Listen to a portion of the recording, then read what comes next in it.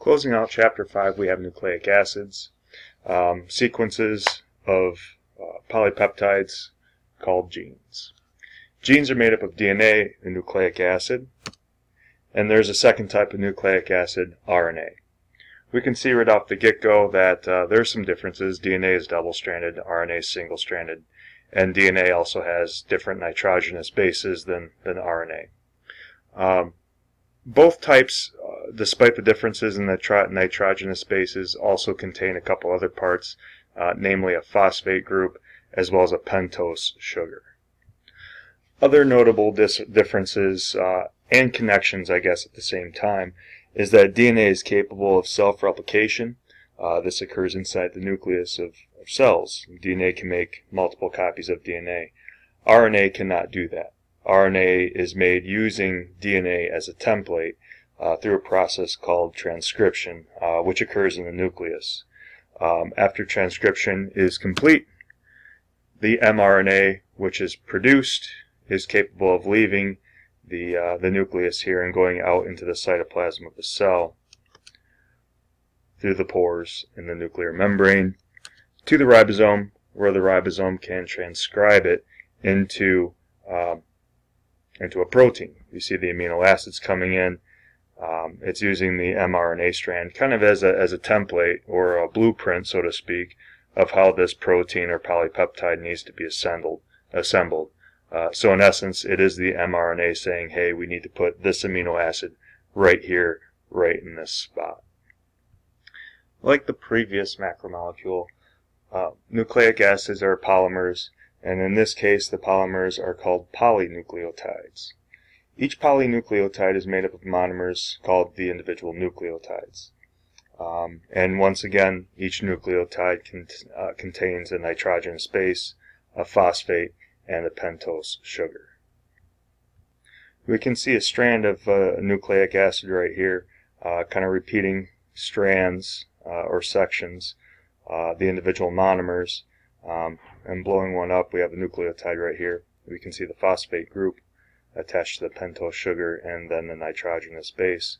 So boom, boom, boom. In a nucleic acid, the phosphate groups here, that's said to be the backbone of the nucleic acid. The part that sticks out from that is called the nucleoside. So for those of you that are familiar with the things that were going on in the rap world in the 1990s, we're not throwing up a W, we're throwing up an N here for the nucleoside. The nucleoside is simply the nitrogenous base, ATCG or AUCG, depending on if you're talking DNA or RNA, as well as the pentose sugar, which does fluctuate depending on if we're once again talking DNA or RNA. Taking a closer look at these pentose sugars, blow them up a little bit, they are different. Deoxyribose is the pentose sugar in DNA, ribose is the pentose sugar in RNA, called pentose sugars because they have 5 carbons in each. Looking at the nitrogenous bases, we see that there's a couple different types. There's single rings, there's double rings. The single rings are the pyrimidines. The pyrimidines are cysteine and thymine, both found in DNA, or cysteine and uracil, both of those are found in RNA. So cysteine is found in both RNA as well as DNA.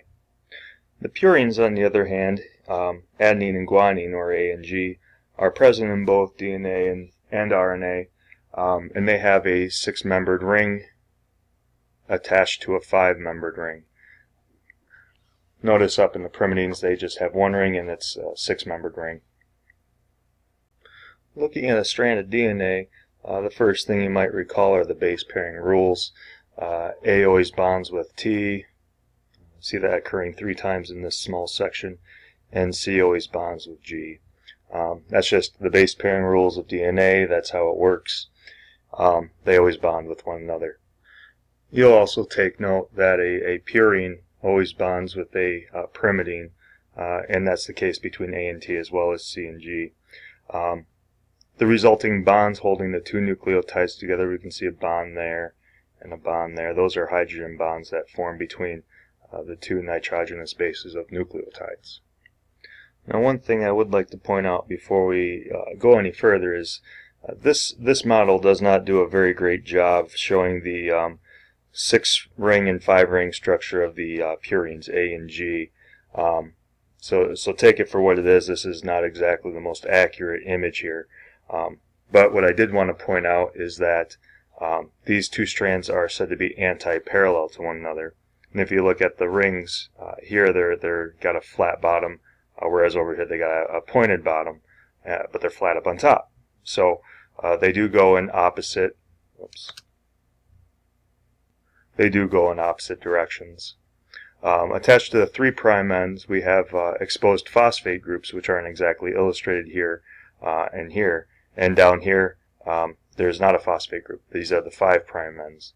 So DNA always goes from the 3' end to the 5' end. And if there's a 5' end over here, there's a 3' end over here going down to the 5' end. So 5' end, 3' end. So we can see a 3' end here with a phosphate group attached. It's used for bonding these different nucleotides together for a single side of the DNA backbone. We'll be talking about DNA moving forward in this course, and if you remind me, I have a couple good models in class that illustrate the 3' and 5' anti-parallel structure of DNA. Perhaps you've made one of the models yourself in one of your previous classes. And lastly, DNA and proteins as tape measures of evolution. Linear sequences of DNA molecules are passed from parents to offspring, and we can kind of trace that over the course of generations because life on our planet share commonalities in our DNA. For instance, some animals will have the exact same genes as other animals, even though they're two entirely different species. What this does indicate is that at some point there was a related species, at some point in our evolutionary history.